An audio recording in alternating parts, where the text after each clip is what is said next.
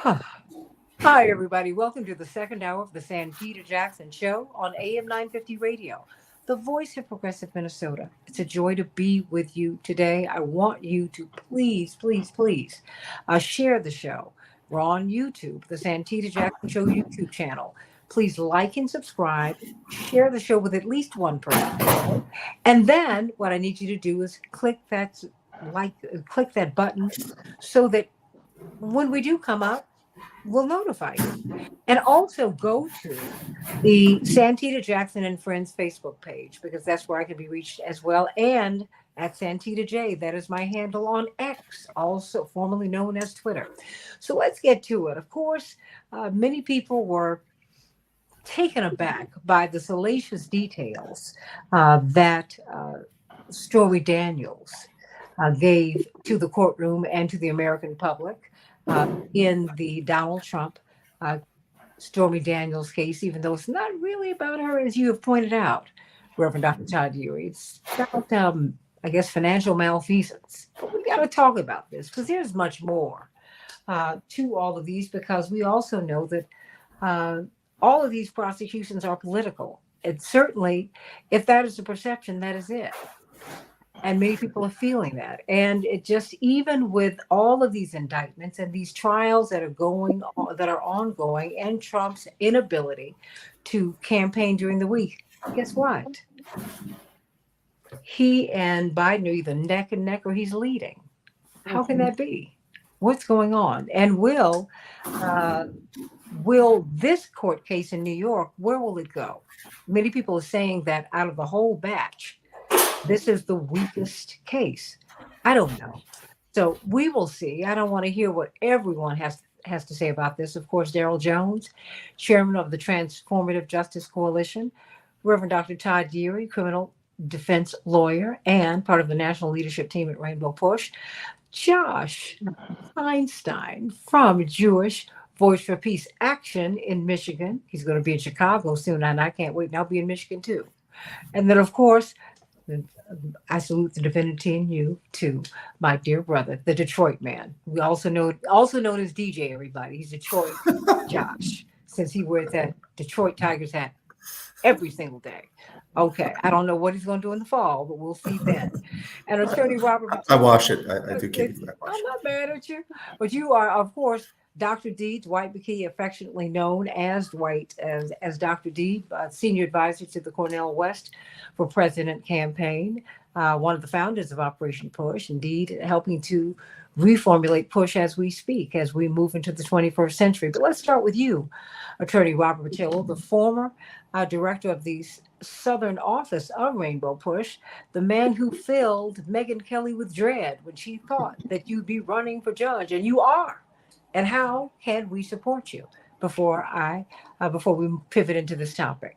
Oh, certainly. I really appreciate that. I remind people that we are in an off-year election season, so we have a general election coming up on May 21st. That is 13 days from now. We will have a decision from the voters in Fulton County over who will be their new judge and who will be overseeing the case regarding former President Donald Trump. They can find more information on our campaign at Robert Patillo or at patilloforjudge.com. That's PATILLOFORJUDGE.com.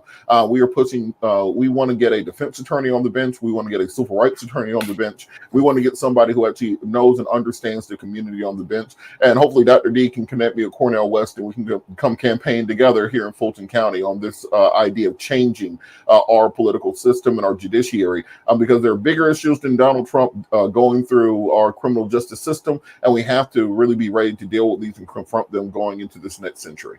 Because indeed, the judges in these cases, for the most part, have been elected. Yes. Absolutely. The difference is this judge in the Fulton County case was appointed. He was appointed by Republican Governor Brian Kemp. So in a city like Atlanta, the cradle of the civil rights movement, where Andy Young is still alive and fighting for our rights, or you have the Maynard Jackson Airport, where you have the King Center, we have a Federalist Society Republican judge who's never been elected on the bench deciding the most important case in Georgia history. I think the voters of Fulton County should have a say in that. Okay. Well, what do you think about these cases in general? But let's zero in on New York for now.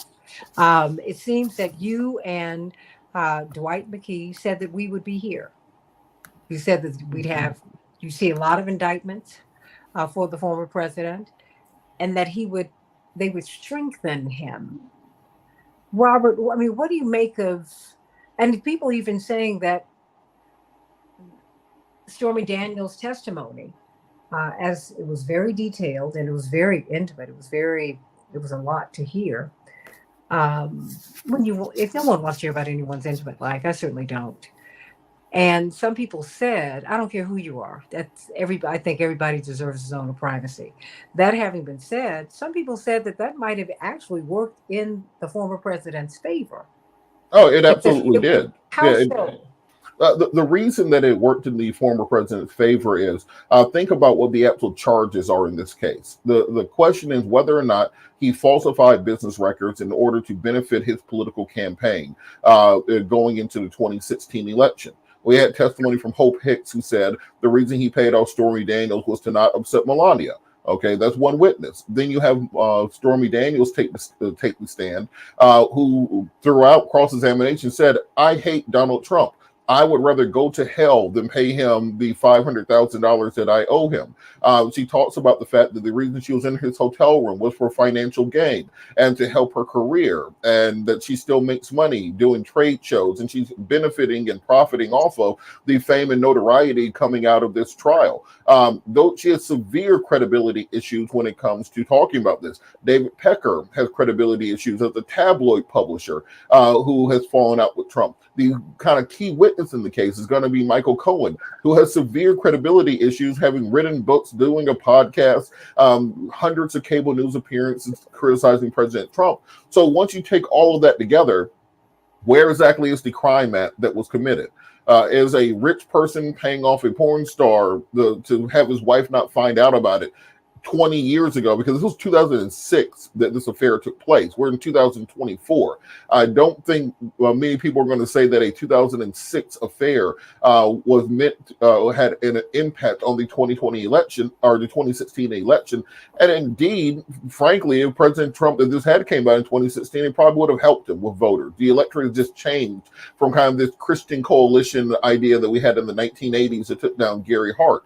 So at the end of the day, I don't think we're nearing the end of the prosecution's case in chief, and I haven't seen them provide proof beyond a reasonable doubt that President Trump had a campaign finance violation, nor that he even falsified these business records. It seems more so he told Michael Cohen and David Pecker, make this go away, and however they did it, they may have committed a crime, but he wasn't part of the intimate planning and execution of a campaign finance violation or a record-keeping violation.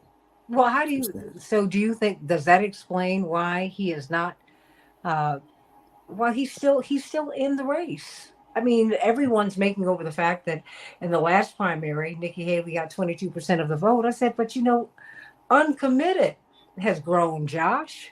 I mean, no one's talking about that. Biden's got a problem too. I mean, what are you talking about? And in the primary, this is when you're supposed to work this out, Robert.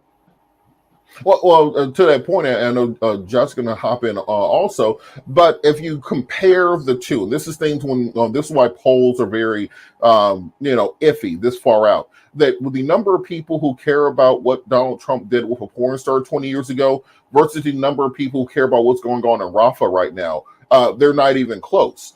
We have one of the primary human rights violations of this century ongoing currently. And what Stormy Daniels did in a hotel room at a golf resort doesn't affect me or anybody else. And therefore, it's hard to put the two side by side. The fact that we have 24-hour a day, 7-day a week live coverage of President Trump's trials with lawyers breaking it down during every commercial break, live streams of him going in, going out of the court. Meanwhile, in Rafah, you have Netanyahu bombing civilians, them digging children out of rubble and making it more different to get those images out. President Biden has a far bigger issue to overcome than President Trump, because even if he's convicted of everything that he's accused of in the New York case, it's a Class E felony that carries a fine. is not going to be dispositive when it comes to this election. And I think many people are going to see it as simply being a huge waste of time. And the media is doing the exact same thing they did in 2016. They said, well, President Trump won in 16 because we gave him $3 billion of free media and free advertising by turning on MAGA rallies during prime time and letting them play for 2 hours. They're giving him the exact same free media coverage right now. President Biden is traveling the country trying to talk about his economic record, student loan reform, what he's doing for jobs, what he's doing for farmers, etc. Can't get a bit of airspace because the media loves the shiny object, and a porn star talking about an affair at a golf resort and spanking somebody with a magazine gets a lot more attention than children dying and starving in Gaza. Well, he queued it up for you, Josh. Well, Attorney Robert Patillo is right. When we talk about crimes, it is to Attorney Robert Patillo's point, it's the war crimes going on right now. Hours after the acceptance by the Palestinians of a ceasefire, Netanyahu's IDF army rolled into Rafah. And so you have war crime upon war crime piling up. You have 1.5 million people there trying to take refuge, and they don't know what's going to happen next. And this is on top of today, they just unearthed another mass grave at the hospital. You think about it, this is the third one. And again, these mass graves, that aside from the war crime, that they're tragic and they're heartbreaking. And I think when President Biden thinks that he's going to campaign on his economic record, and this is and we see war crime upon war crime piling up, of course people are going to tune out to what he, quote, supposedly has accomplished or hasn't accomplished. And I think that's what part of what Attorney Robert Patillo is saying. The only area where I slightly disagree with the assertions is that regardless of whether the crime is sensational or not sensational, look, from a personal point of view at this point, I don't care if they find him guilty. I don't care if they find him innocent. But the fact of the matter is, and as Dwight pointed out yesterday, it's a poor political calculated move to try him. But I think that they're between a rock and a hard place, because just like Al Capone was caught on tax evasion, most likely of all the crimes that former President Trump has committed, there's a couple that he may have to answer for. Now, in the meantime, what he is enjoying is what we call election campaigning gold. You say he can't campaign, I disagree. Every time he sits in that courtroom, as Attorney Robert Patillo just pointed out, he is actually having campaign gold. I mean, people are rushing on the edge of their seat to find out what this guy is going to do, what's happening with him, and those eyeballs will translate into votes. And what he's going to say after he leaves the courtroom, he's coming out. Yeah. Yes. Every one of the networks, he's walking out now. I said, this is like 2016 all over again. Yes. That's what it feels like. Daryl Jones, I mean, what say you? What do you make of, is this the weakest case? I mean, look, I'm the woman here. Yes, I'm moderating here. That I don't want you all to run. Don't leave. I don't know a man who would be in that position, who'd be running to testify. Yeah, I was with her. And what did Chris Rock say? Men you all do what you have the option to do. Okay?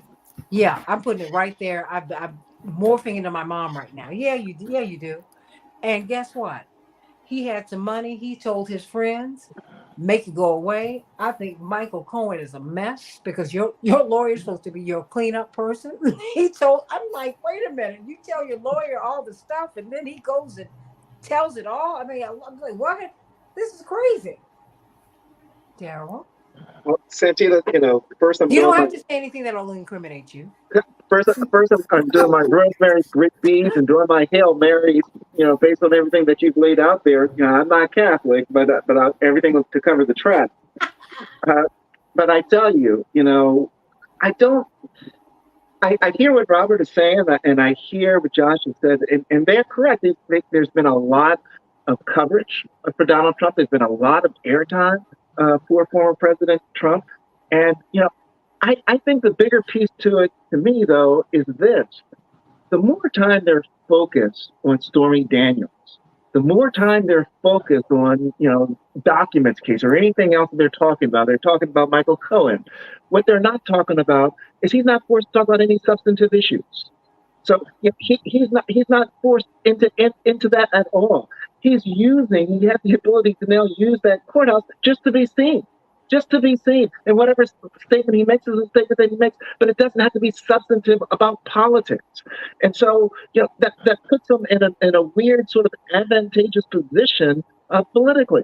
I don't hear people asking the question, when are they going to debate? When are they going to debate the issues? That's not the issues that America. But Daryl, none of them want to debate. I don't want to debate either.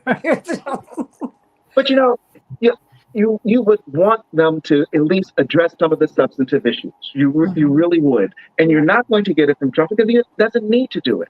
He has a set cadre of voters that are there, and some more that will spill over. Biden on the other side, President Biden on the other side.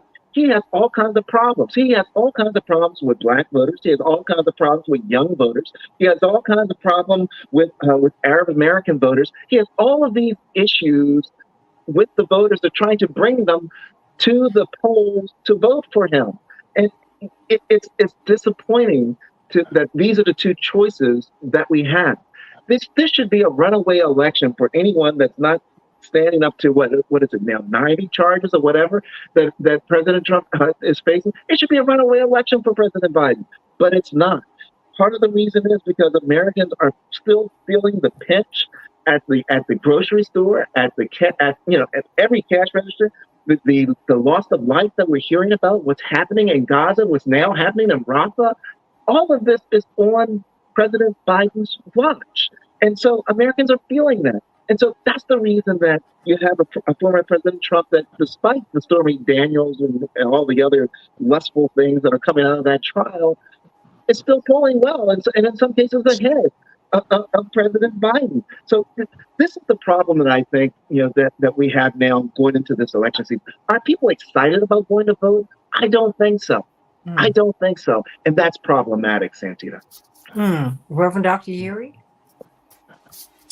Well, first, it ain't voting time, right? So if you prime your pump too soon, you end up with a frustrated electorate that has no place to direct its energy. So this is a matter of timing. And so in some ways, I'm not expecting that you're going to get a whole lot of focus on the election before folks come out of the conventions. I think a lot of folks are really looking to understand what's going to be the policy proposals that come out of both conventions, Democrat and Republican, that then starts the actual countdown to the beginning of early voting in many states, and then the actual election day in states that may have limited early voting. So that's one. But the other thing is that when we consider what this whole process has been, is let's not lose sight of the fact that the former president's whole strategy was to get us here, to go through a series of procedural delays that would allow the backing up of these particular legal actions against him for conduct that he is alleged to have taken. And what you're actually seeing in play is what privilege gets you in the criminal legal system in America. Let's not be surprised by this. There's no other defendant, not one, zero, that's going to be able to game the system, not in one proceeding, not in two proceedings, not in three proceedings, not in four proceedings. And yes, there's a fifth one that just came online. And none of them will ultimately lead to any sort of accountability. And what is he doing? He's using his privilege and entitlement to not only game the system, but say to the party that nominated him, y'all got to raise the money to pay all of these lawyers I got to have to defend this stuff. It is literally the kind of narrative that you just cannot make up. That in Donald Trump America, he's like, look, this is monopoly. And your money is my monopoly money to be able to do everything I want to do.